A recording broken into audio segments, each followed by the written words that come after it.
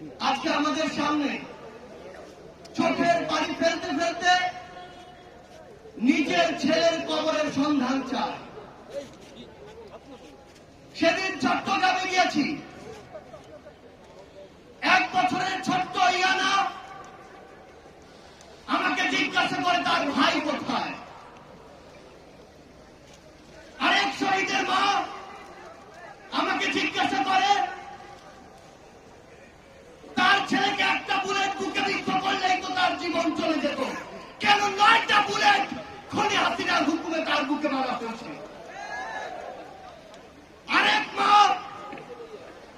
আমাকে এক শহীদ ভাইয়ের নিথর দেহ দেখায়, স্ট্রেচারে পড়ে আছে, সেই দেহর পাশে তার শরীরের তার মাথার মগজটা আলাদা করে পড়ে আছে।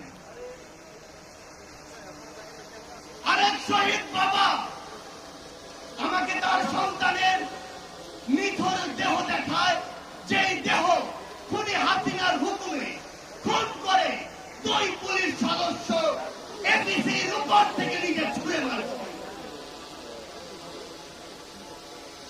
আমার ভাই খোকন এখানে বক্তব্য দিয়ে গিয়েছে, যেই খোকন ভাইয়ের মুখে ওই খুনি হাসিনার হুকুমে বুলেট দিয়ে তার মুখ ঝাপসা করা হয়েছে।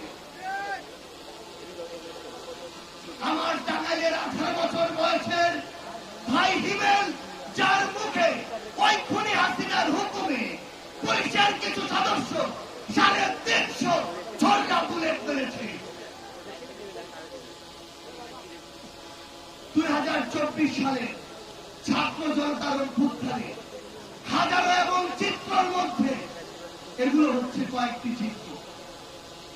বিগত 16 বছর ধরে এই দেশে খুনি হাসিনা এই দেশের মানুষকে, জনগণকে বিভিন্ন ট্যাগ দিয়ে, বিভিন্ন রাজনৈতিক নাম দিয়ে, বিভিন্ন মতাদর্শের নাম দিয়ে যেভাবে খুন করেছে, যেভাবে জেলে দিয়েছে, যেভাবে মামলা দিয়েছে, হয়রানি করেছে, তা আমরা এখনই ভুলতে বসেছি।